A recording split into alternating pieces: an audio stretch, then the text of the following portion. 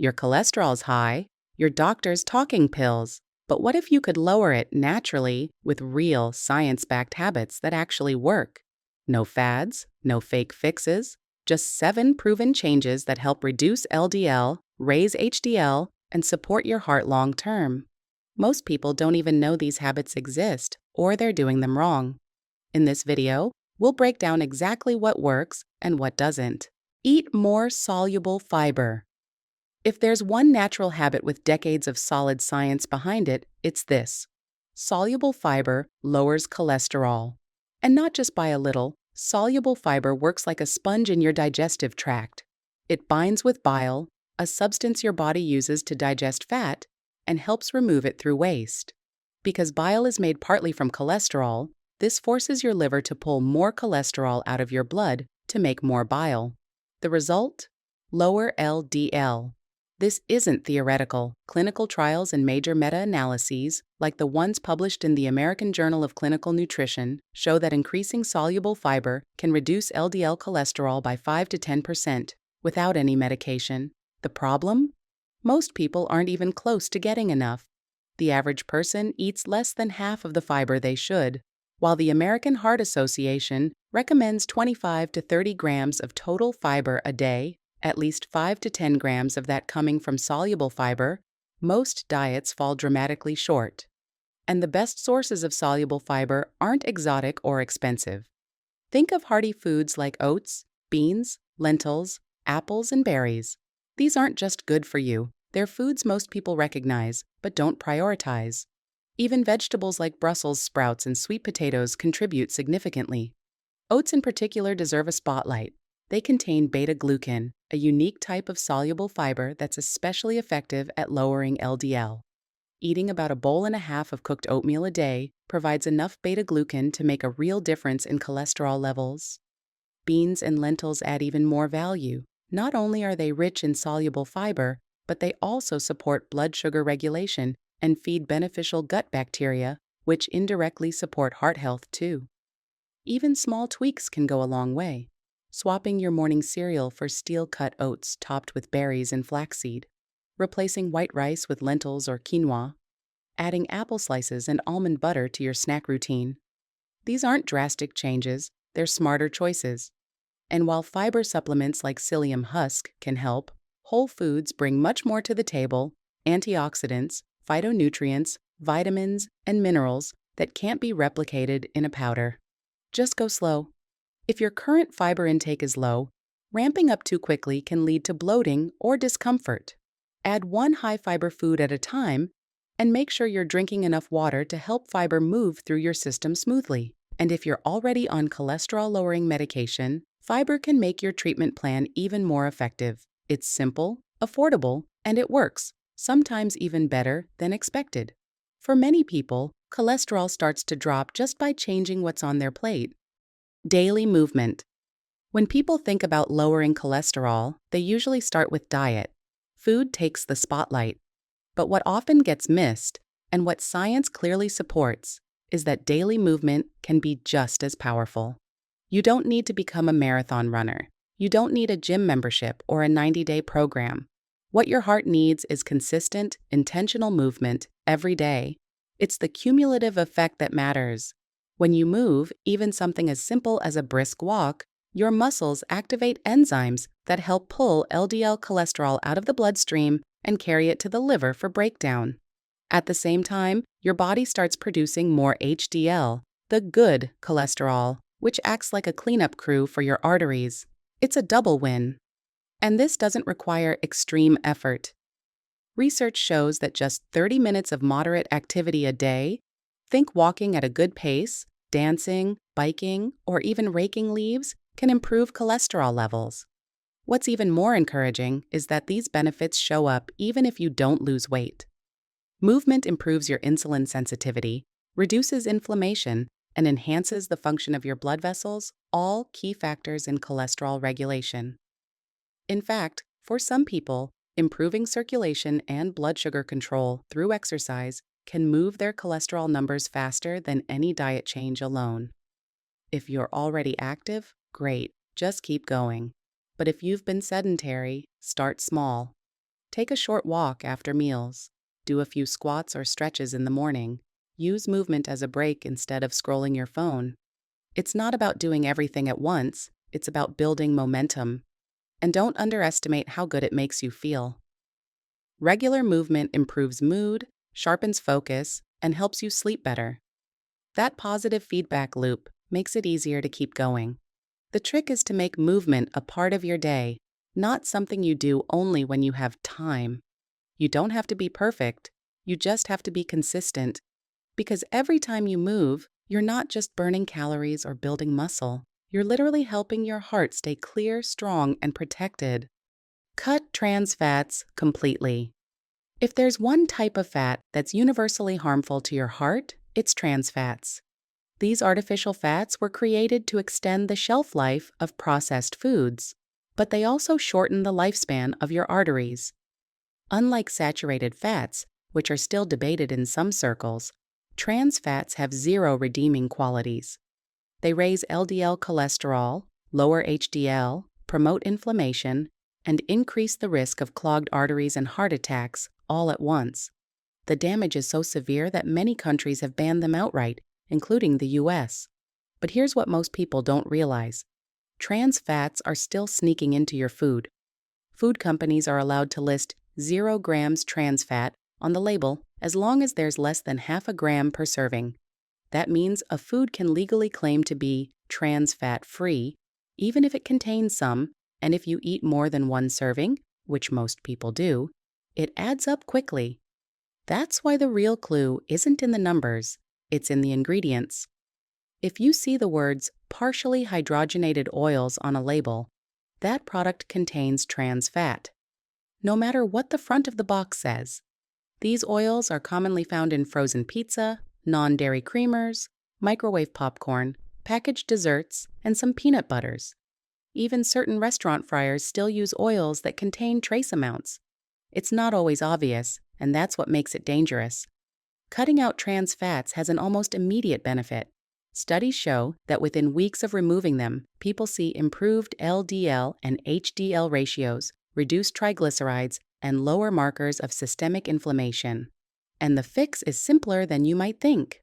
Instead of margarine or shortening, cook with olive oil or avocado oil. Roast or bake foods instead of frying. Choose nut butters with just 1 or 2 ingredients, usually just the nuts and maybe a pinch of salt. And when you buy anything packaged, take the extra 10 seconds to scan the ingredients. It matters. Even when you're eating out, be cautious with deep-fried foods or fast food baked goods. These are common places for hidden trans fats. If you're not sure, ask. Most restaurants can tell you what kind of oil they use, and many have started switching to better options. There's no safe level of trans fat. Even small amounts over time create a big risk, and it's a risk that's entirely avoidable. Cutting them out won't just improve your cholesterol. It can lower your risk of stroke, heart attack, and early death. And with so many healthier options available, this is one of the easiest, most powerful habits you can change. Your food should fuel your body, not silently sabotage it. ADD omega-3 fats. When it comes to natural strategies that actually move the needle on heart health, omega-3 fats are one of the few nutrients that consistently deliver.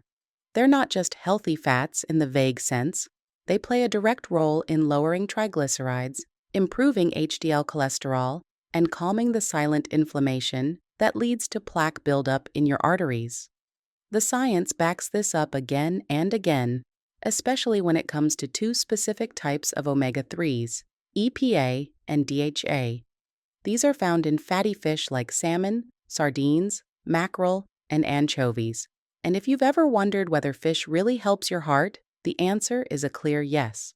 Studies show that people who eat these kinds of fish regularly have better cholesterol ratios, more flexible arteries, and lower triglyceride levels. Even if total cholesterol doesn't change dramatically, the type and behavior of cholesterol in the bloodstream does, and that's what really counts. But here's what a lot of people miss. Omega-3s do more than just support your numbers. They help your blood vessels function better. They slightly reduce blood pressure. They protect the lining of your arteries from inflammation and damage. In other words, they work at the root of the problem, not just the symptom. And you don't need to overcomplicate things. Eating wild-caught salmon a couple of times a week, tossing sardines into a salad, or making a simple mackerel sandwich can go a long way. The goal isn't perfection, it's consistency. If fish isn't your thing, you still have options. Plant-based sources like flax seeds, chia seeds, and walnuts offer a form of omega-3 called ALA. It's not as potent as EPA or DHA. Your body only converts a small percentage, but it's still a helpful addition. And if you're vegetarian or vegan, algae oil supplements provide a direct dose of DHA without the fish. For those who prefer supplements, a high-quality fish oil is a solid backup. Just be sure to choose one that provides at least 1,000 milligrams of combined EPA and DHA, is third-party tested for purity, and comes in triglyceride form for better absorption. And one quick tip: omega-3s work best as part of a balanced lifestyle. They're powerful, but they're not magic.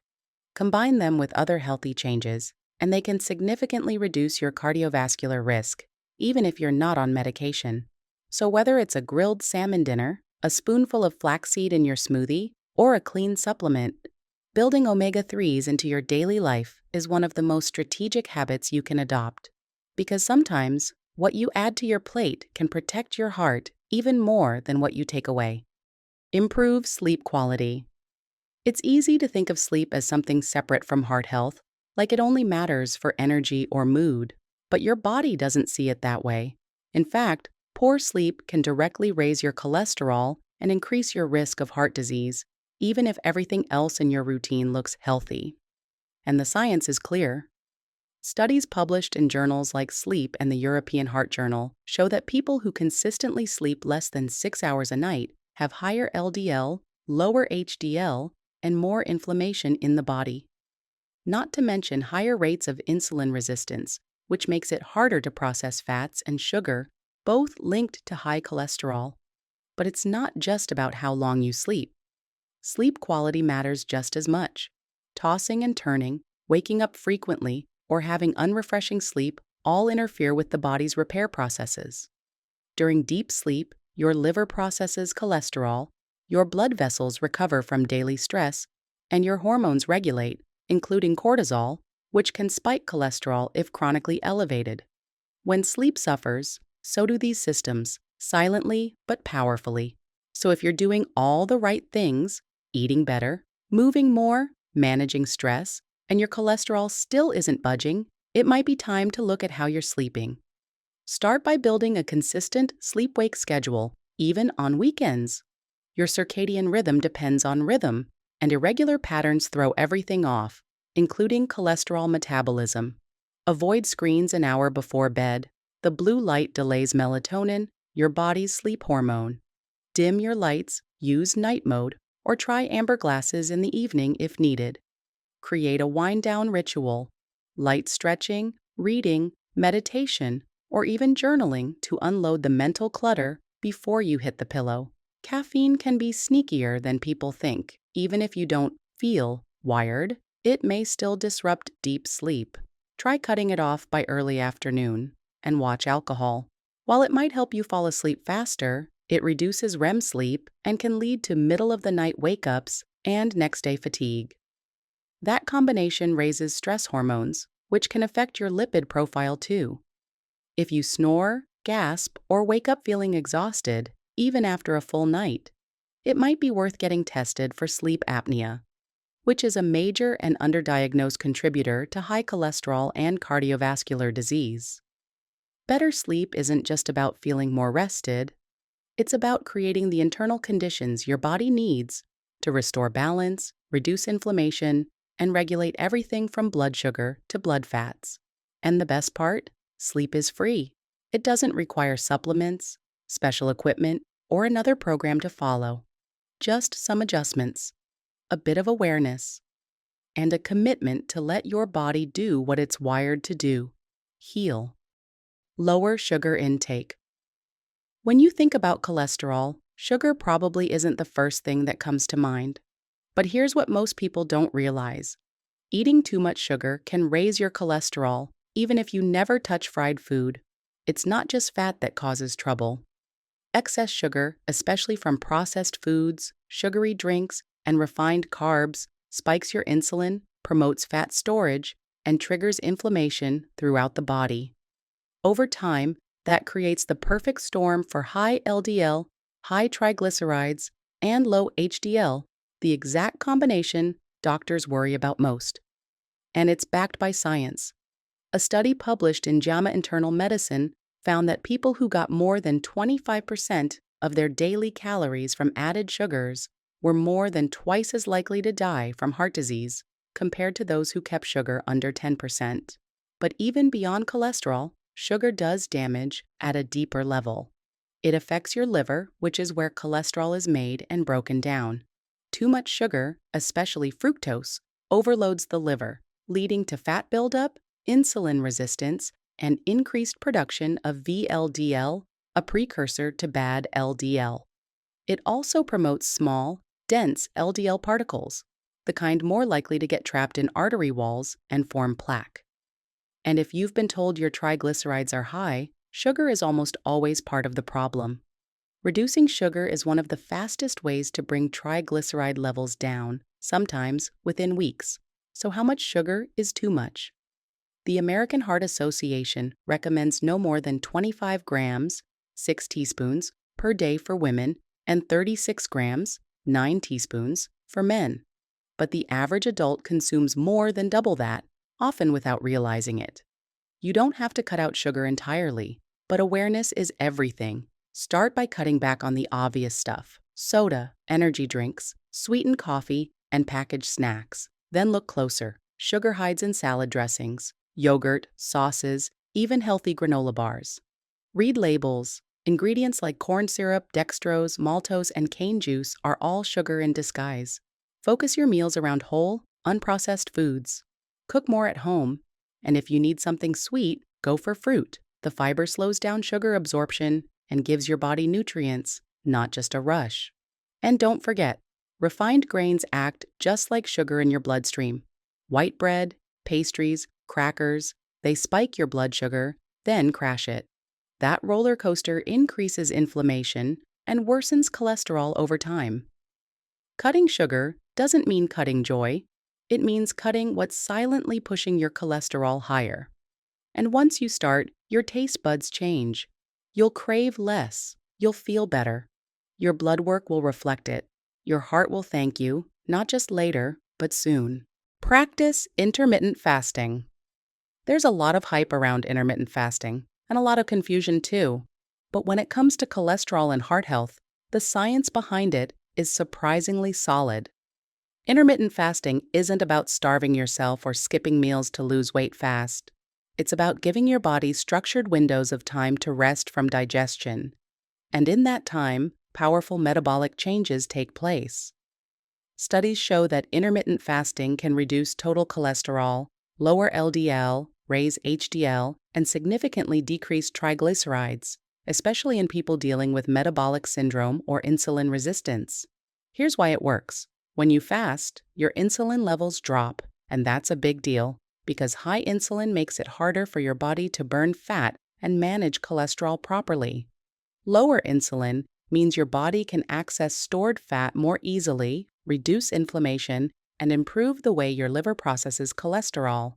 And since most cholesterol is produced in the liver, not just absorbed from food, improving liver function is key. Fasting also reduces oxidative stress, improves blood sugar control, and can shift your lipid profile in the right direction, all without changing what you eat, just when you eat. So how do you do it? The most popular and research-backed method is the 16-to-8 approach, fasting for 16 hours, eating all your meals in an 8-hour window. For example, you might eat between 12 p.m. and 8 p.m., then fast from 8 p.m. to 12 p.m. the next day. During the fasting window, you can have water, black coffee, or tea, but no calories. The goal is to keep insulin low and let your body reset. And if 16 hours feels too long at first, start smaller.